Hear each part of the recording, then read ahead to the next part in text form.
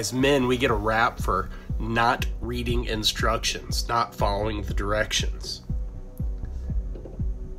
While that may or may not be deserved, one example where reading the directions might lead us astray is setting up our full-length sizing die. Why, you might ask? Well, we'll need to get a little bit deeper into the entire theory behind what is happening when a round is fired in a rifle to fully understand what's going on and why the instructions in the manual may not be set up for peak performance.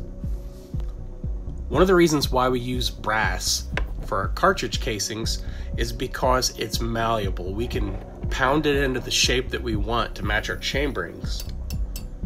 Because brass is malleable, when we stick it in the rifle, we chamber it, we fire it, pressure is going to cause that brass to expand, and it'll expand in all directions with an attempt to fill that chamber. And the actual dimensions of the chamber are what it forms to. We call this fire forming. So we fire form our brass, and that brass tends to spring back just a little bit. And so we extract the brass, we pull it out, and it is now larger than it was when we fired it. So ultimately, when we are reloading, we want to bring that size back down a little bit to hold the bullet and to be able to be fed back into the chamber.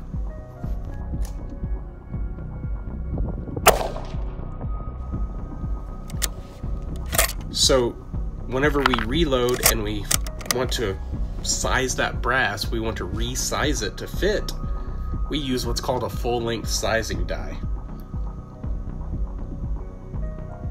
Each chambering has specific dimensions, but because machining isn't perfect, there is a range. Whenever somebody says SAAMI spec, well, there's not exactly one size and everybody machines to that size perfectly. It's actually a range. You have SAAMI minimum and SAAMI maximum. As long as it's somewhere in between, it is considered in spec, right?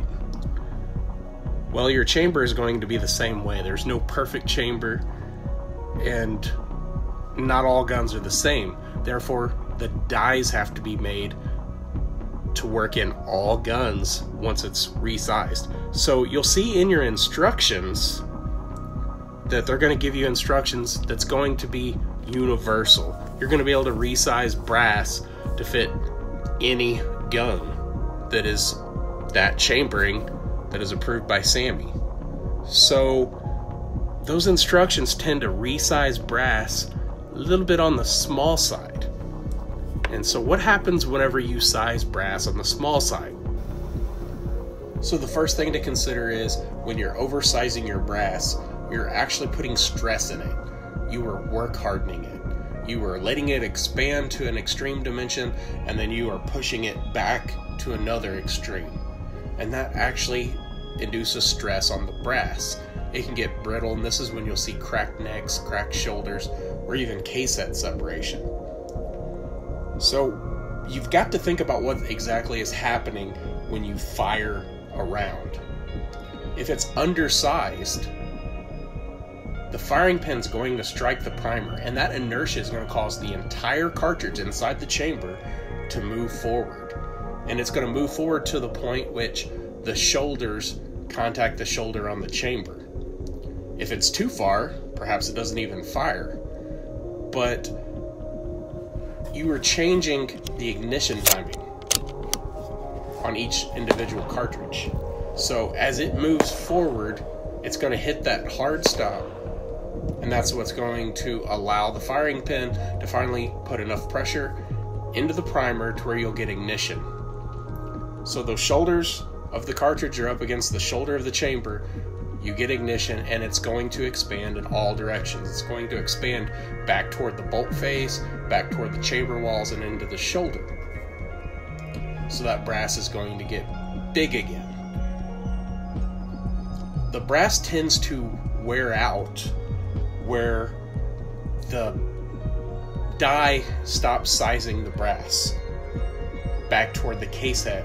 And that, because it's moving back and forth, that part of the brass doesn't tolerate expansion and contraction quite as well as do the shoulders or the neck, because it's not able to be annealed. And if you could anneal it, you wouldn't want to, because it wouldn't hold up. So it starts to get thin there as the brass continues to flow. And that is when you'll start to get case head separation. A lot of reloaders will also put a lot of attention to detail on what's called their overall length or their distance from the lands, right? So what is exactly happening if your cartridge is moving around in the chamber? Well, the relationship from the bullet to the lands is also changing, which can cause your gun to be out of tune, not to be in sync, and that can be damaging to your accuracy as well. So it's important not to oversize brass. What we want to do, ideally, is keep in mind that brass will spring back, usually 1/2 to 1/1000th of an inch. We want to size it back enough to where that it has clearance in the chamber and it'll fit without oversizing it. So I usually like to go for either 1 to 2 thousandths of clearance. And that's all we want to actually push it back. We want to work that brass as little as possible. And like I said before, we also want to anneal it so that it maintains those dimensions. And we don't just want each piece of brass to be somewhere in that range. We want each piece of brass to be the same, because we don't want to change that ignition timing. So when you're following the instructions that come with the reloading die, recognize that they're trying to make something that's going to be universal, where it'll fit all guns. So rather than trying to be universal and fit all guns, we might want to tailor how we set up our die for our individual rifles. We can get more consistent ignition timing. We can put less stress on the brass. We get increased case life, and we'll get a perfect fit every time. Downsides of this are, hey, we maybe can't use our brass in all guns. Well, depending on what you're doing and what your purpose is, you may not need to do that. For instance, you have a competition rifle. You don't really care that your brass isn't going to fit somebody else's rifle. It's made for that gun. Same way with perhaps a hunting rifle or something like that. But there are times you may want to try to keep that brass universal and ensure that it's going to fit in every single gun. And that's okay. I do that with AR-15s. I want all of my 5.56 or 223 Remington ammo to fit all of the AR-15s I own. Or should I have to, I can hand that brass out to somebody else. So be cognizant of those sort of reasons.